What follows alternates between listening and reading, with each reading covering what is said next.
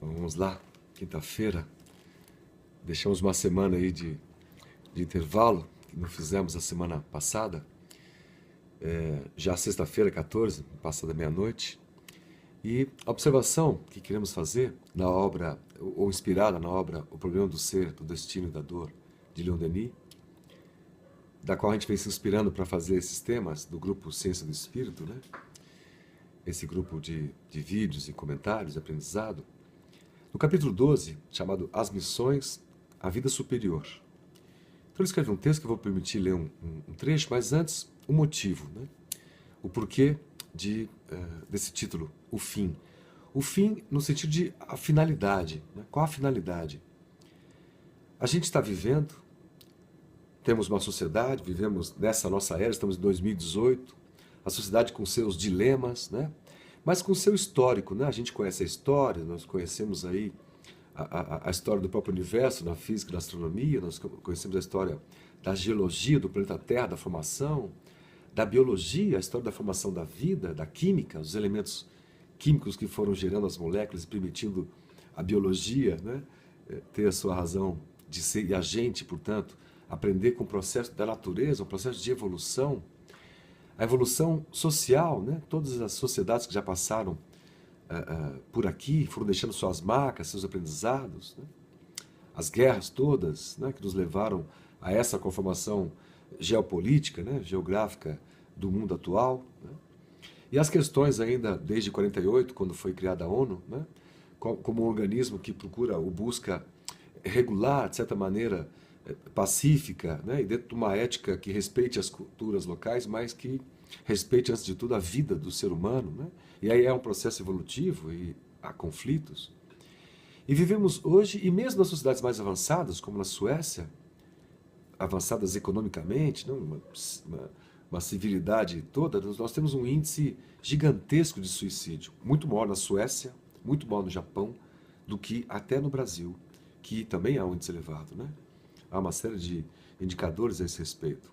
Em todas as faixas etárias, em todas as classes sociais, econômicas, a gente encontra o conflito, a depressão, a tristeza, a falta de sentido, a desmotivação, a raiva, o ódio, a indignação. Né?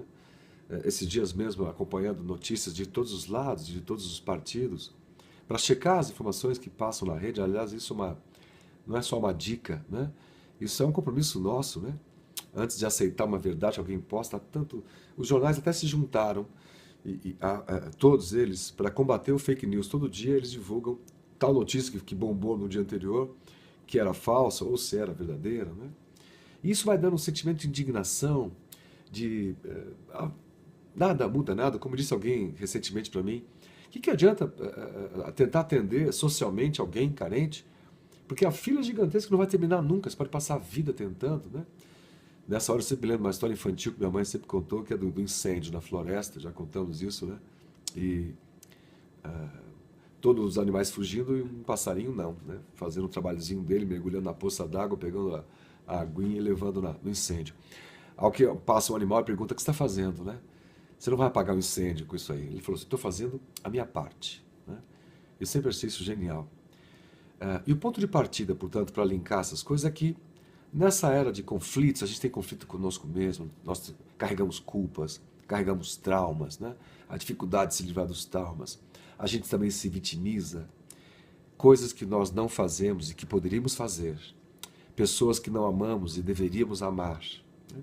Ações que não praticamos, mas deveríamos ter a atitude de praticar, de empreender, de realizar.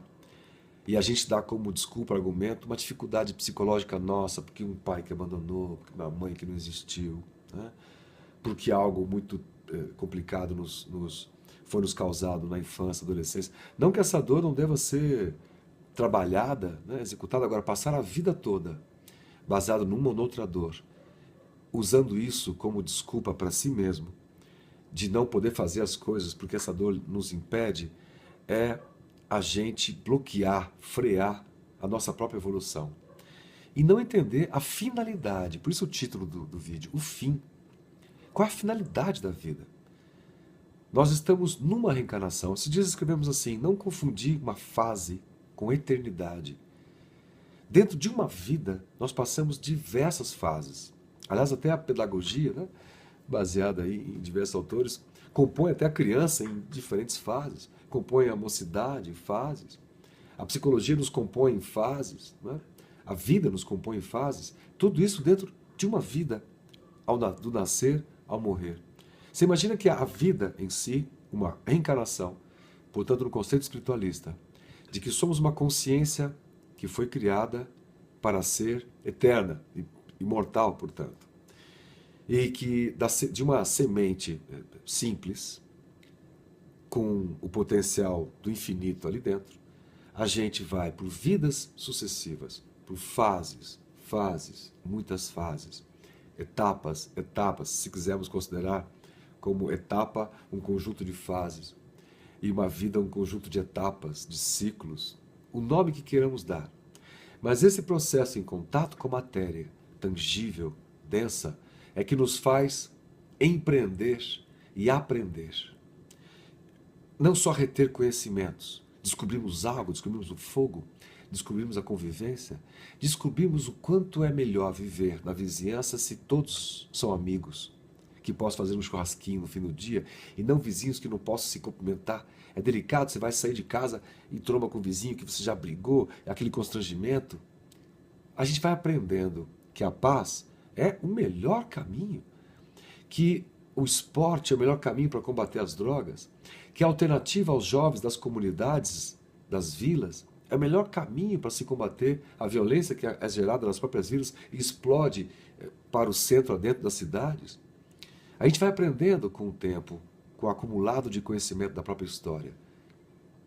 Mas a visão materialista, e às vezes de determinadas religiões no mundo todo, nos fazem crer que a vida é esta somente. E alguns dizem, aproveite porque a vida é curta. A vida é gigantesca, é infinita. Porque o tempo é muito relativo. Num dia, para alguém que ama, ele pode produzir e mudar o mundo e a si mesmo.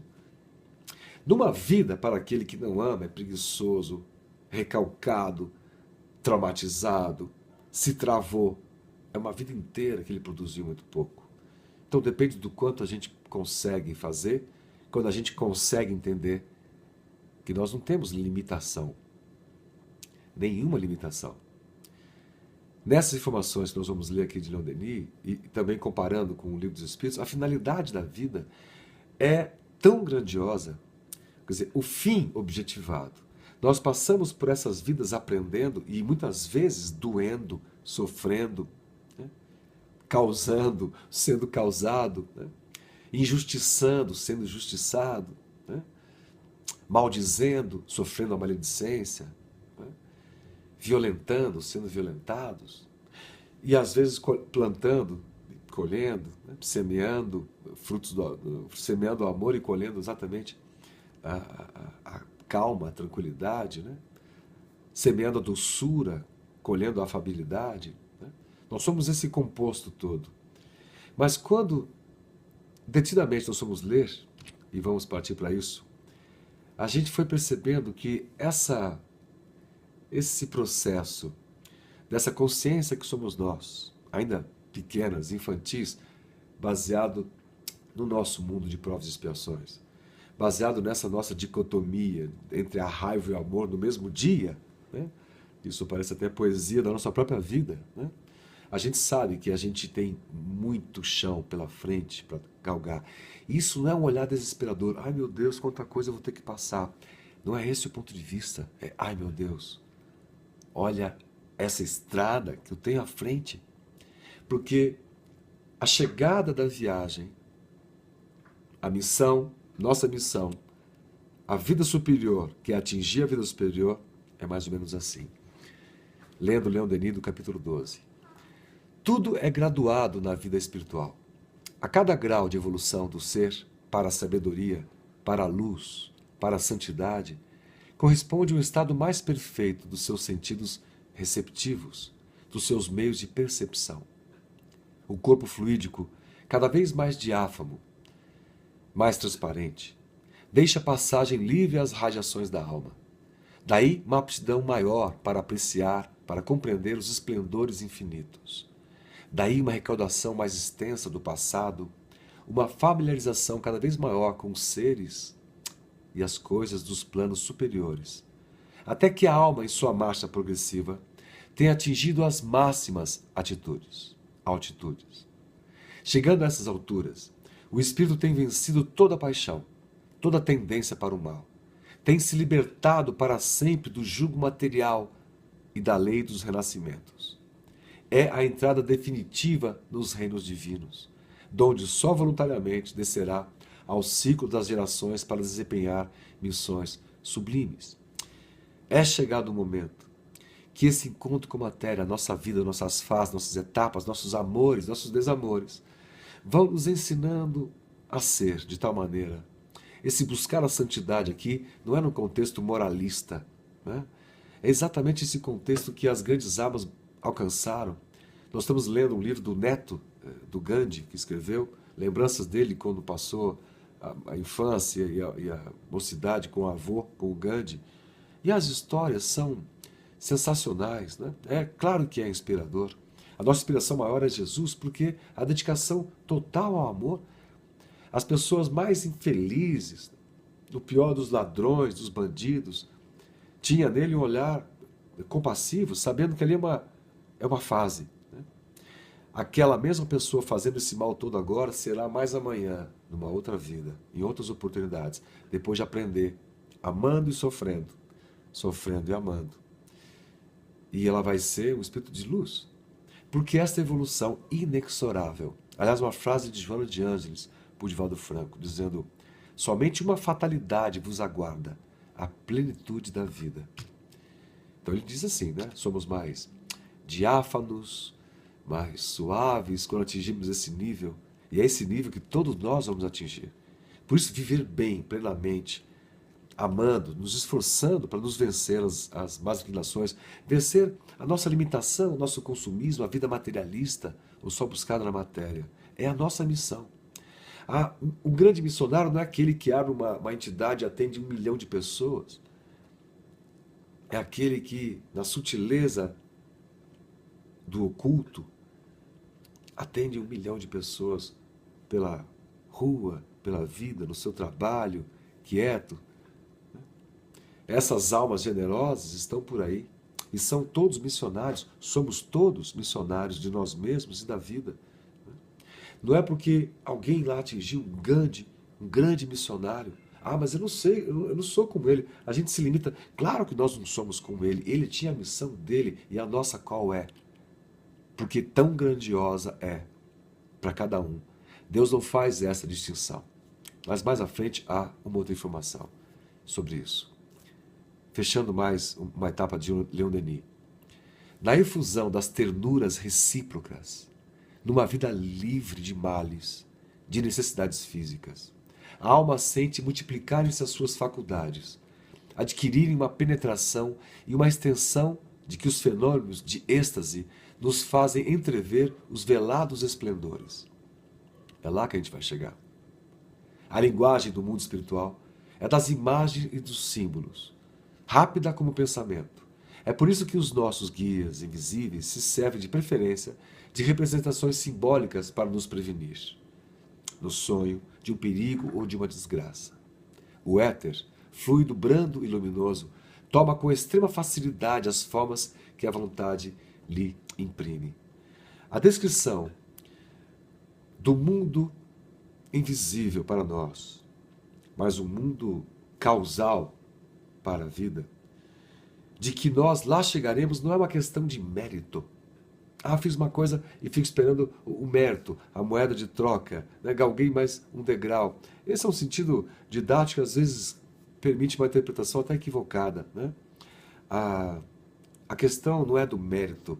Chegar lá, ir além, passar um dia, ter a oportunidade de amar como Gandhi amou, de ter a paciência que ele teve, de apanhar quieto, sabendo que era desta maneira, apanhando, que aquele soldado que batia, de tanto bater, não vendo reação, uma hora o soldado iria aprender a não violência. Ensinar sofrendo. Claro que isso não é regra, mas a imagem é linda. O sofrimento aqui, não no sentido negativo da dor. Sofrimento no sentido de uma pedra sofre a ação da água e assim ela vai adquirindo uma outra forma. As dunas de areia sofrem a ação do vento, assim vão adquirindo outra forma. A gente sofre a ação das pessoas e assim vamos adquirindo outras formas, outros conteúdos. Nós comparamos isso e vamos fechar com a leitura de algumas questões que está em O Livro dos Espíritos. Então, portanto, aqui nesse viés nosso do Espiritismo ou do Espiritualismo moderno. Questão 558. Kardec pergunta: os espíritos cuidam de outra coisa além do seu melhoramento pessoal? Resposta: concorrem para a harmonia do universo, executando a vontade de Deus, do qual são ministros. A vida espírita é uma ocupação contínua, mas nada tem de penosa como na Terra, pois não está sujeita à fadiga corpórea, nem às angústias da necessidade. Nós chegaremos lá, esse é o fim. Esta é a fatalidade, no sentido, nosso telefinalismo.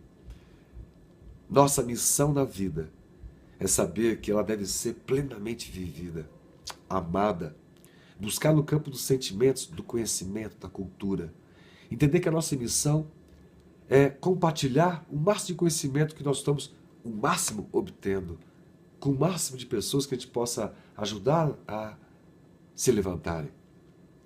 Porque é assim que a gente se liga, por afinidade, por lei da física, por um tipo de onda eletromagnética que a ciência há de captar, porque já está em vias de, né? Que a sintonia é de um trabalho para a harmonia do universo. A evolução é uma lei da harmonia do universo. Kardec pergunta, 559, os espíritos inferiores, como a gente, imperfeitos, desempenham também um papel útil no universo? Resposta: todos têm deveres a cumprir. O último dos pedreiros, não concorre também para a construção do edifício, tanto quanto o arquiteto? Cada um tem a sua importância fundamental na obra. Se o pedreiro não põe a barra de tijolo, não adianta o arquiteto, o decorador, criar algo tão lindo no campo do desenho, mas que não vai ser executado porque não tem a base. Então a importância da base é fundamental. Aliás, é o sinônimo, fundamento e base são aí sinônimos. Os espíritos têm, Kardec pergunta, cada um atributos especiais? Vale dizer que todos temos que habitar em toda parte e adquirir o conhecimento de todas as coisas, presidindo sucessivamente as funções concernentes a todos os planos do universo. Essa é a nossa estrada. Resposta dos espíritos. Vale dizer que todos temos que habitar em toda parte. Às vezes eu olho lá para Júpiter e falo, puxa vida, um dia podiam me deixar morar lá. Muito menos denso. Você imagina que a vida é muito mais suave, a gente se locomove muito mais levitando do que nos arrastando, né? Nessa concepção de que a vida superior, intelectual e moralmente, também é acompanhada de uma vida superior na nossa espaço ambiental, no tipo de matéria da qual os espíritos se servem para concretizar, né, as suas missões. Né? Há narrativas na Revista Espírita das casas e dos habitantes em Júpiter, por isso estamos citando propositalmente. Né? Seria um dos espaços que um dia nós vamos ter que habitar, não digo esse planeta, mas planetas ou mundos em condições superiores a esse, como esse será e estará em transformação. Né? Mas como se diz, os Espíritos continuando a resposta, no Eclesiastes, há um tempo para cada coisa. Assim, este cumpre hoje o seu destino, neste mundo. Aquele o cumprirá, ou já cumpriu em outro tempo, sobre a terra, na água, no ar. Então, cumpramos nosso destino hoje, neste mundo. Como sendo, portanto, didaticamente, um degrau para novas fases que serão cada vez menos penosas do ponto de vista da necessidade, da ligação com a matéria, da dor, da saudade, da culpa, do sofrimento, do trauma. Porque é uma lei da evolução. Nós não retroagimos, mas a gente caminha com esforço, com suor, com lágrima, fazendo, né? Para avançarmos e irmos quase encerrando. Questão 573 de O Livro dos Espíritos, provocado, portanto, por Leon Denis, no problema do ser destinador, capítulo 12, desse mundo à frente que nós um dia teremos condições de habitar por uma lei da física. Nós vibraremos naquela condição que permite a gente estar conectados, né? Permite um contato com a matéria mais sutil, porque mais sutil somos nós, nossa alma. Em que consiste a missão dos espíritos encarnados? Kardec pergunta. Resposta: instruir os homens. Nossa missão, portanto. Qual é a nossa missão? Será instruir os homens, as pessoas, homens, mulheres, seres humanos. Ajudá-los a avançar. Melhorar as suas instituições por meios diretos e materiais.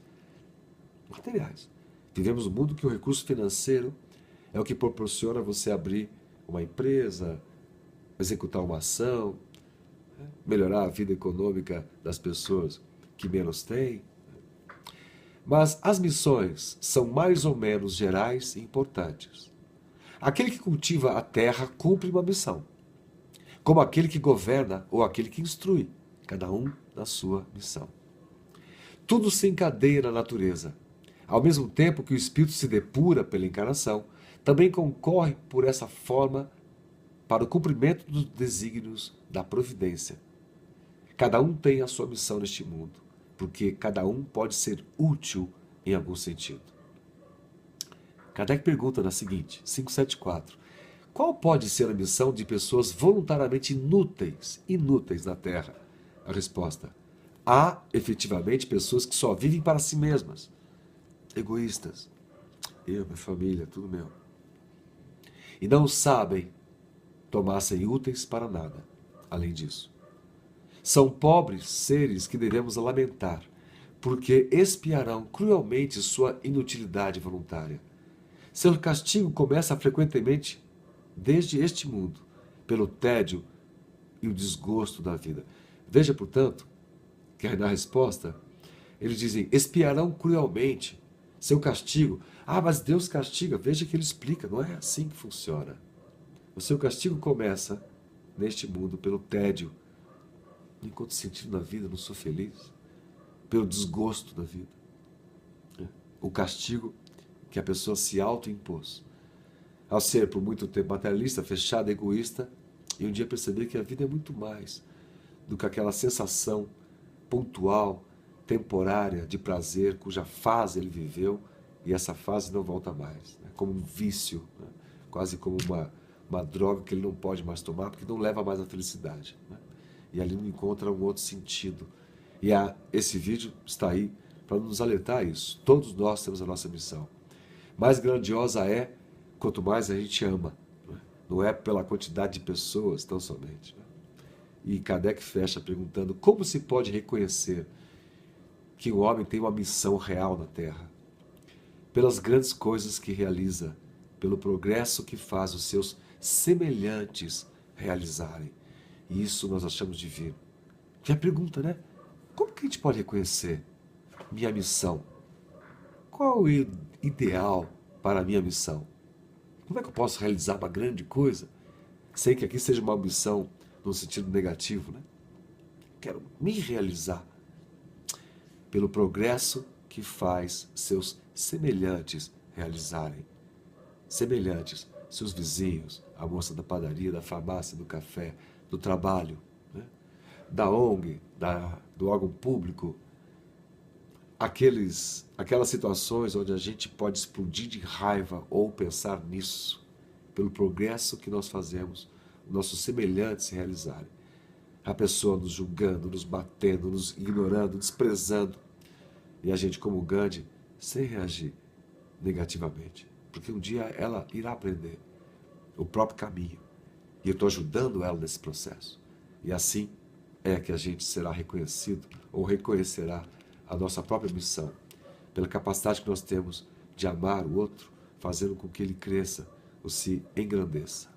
E com isso, essa estrada nos leva para esses mundos maravilhosos, harmônicos e perfeitos que eles nos dizem. Não por uma situação de mérito, passei na prova, vou lá morar para a eternidade. Veja que é um processo natural, né?